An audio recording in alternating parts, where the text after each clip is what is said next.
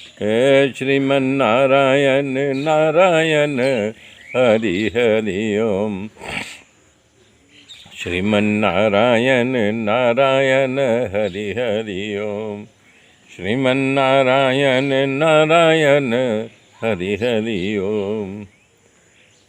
मेरे मित्रों, भरत राजा चक्रवर्ती सम्राट के मन में वैराग्य पैदा हुआ। उन्होंने अपना राज्य पाठ छोड़ करके पुलह ऋषि के आश्रम के पास गंडकी नदी के किनारे झोपड़ा बना करके तपस्या करने लगे। तपस्या करते करते एक दिन एक घटना घटी। एक मृगी जो गर्भवती थी उसी गंडकी नदी के किनारे पानी पीने आई, प्यास से व्याकुल थी। जैसे ही ये पानी पीना शुरू किया वैसे ही एक सिंह ने दहाड़ मारा।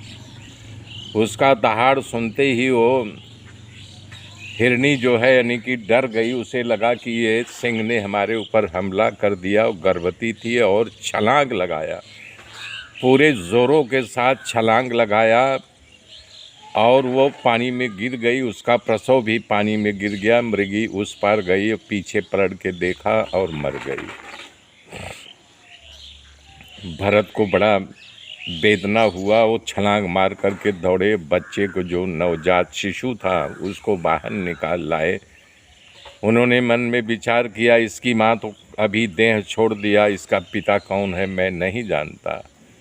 अगर इसे मैं उठा करके अपने पास नहीं लाऊंगा तो इसे कोई हिंसक जानवर खा जाएगा और उसका पाप मुझे लगेगा। ऐसा विचार करके वो हिरनी के बच्चे को अपने पास लाए और पालन पोषण करने लगे और उसे आनंद उनको प्राप्त होने लगा।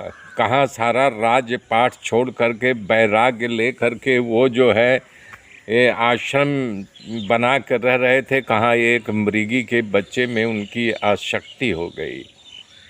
उसको हरी हरी घास खिलाते, जब डालते तो आनंद होता, उसको अपने आश्रम में बांध देते। इस प्रकार से उनका मन अधिकांशतः उस श्रावक में लगा रहा। एक दिन वो बच्चा रात में कहीं चला गया और बड़े व्याकुल हो गए। उन्होंने इधर ढूंढा उधर ढूंढा कि बोले ओहो हो, इसको जानवर खा गया।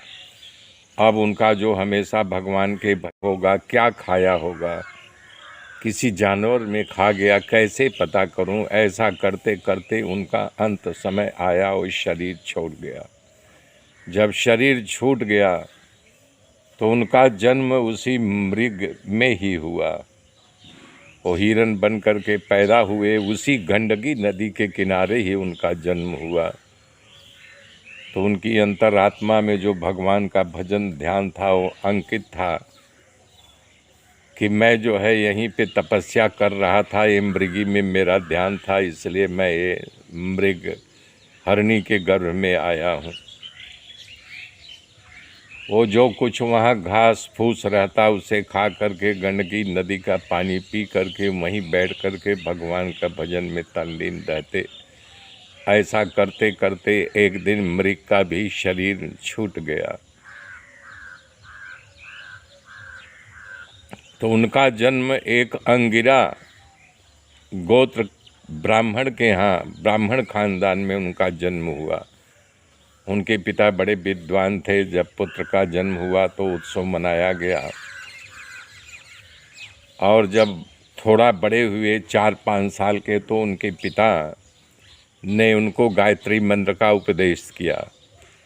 पहले हर घर में पढ़े लिखे विद्वान होते थे, कहीं बाहर पढ़ने की ज़रूरत नहीं होती थी जाने की, पिता ही उनको ज्ञान देता था।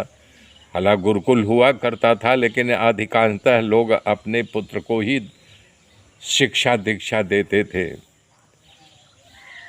तो भरत ने सोचा कि बताओ, मैं कहाँ चक्रवर्ती सम्राट था, फिर हिरण के गर्भ में आया, अब मैं ब्राह्मण के कुल में आया हूँ। यदि मैं गायत्री मंत्र को याद करूँगा तो पिता दूसरा मंत्र सिखाएंगे, दूसरा याद होगा, तीसरा सिखाएंगे, तीसरे के बाद चौथा। इस प्रकार से मुझे उपरेती कर्म करने के लिए भेजा जाऊंगा, कर्म के बंधन में बंधता रहूंगा, एक कर्म के बाद दूसरा, दूसरा के बाद तीसरा, इस प्रकार से नाना कर्म करता रहूंगा। ये विचार करके उन्होंने ढोंग किया कि मैं याद तो था उनको, जन्मों जन्मों का सुनते ही याद हो गया, लेकिन नाटक करते थे पिता के सामने, मुझे याद ही नहीं है। जब बोलते ओम भूर्भुवः स्वः तो बोले याद हुआ, तो उल्टा बोलते स्व भूर स्व भूर।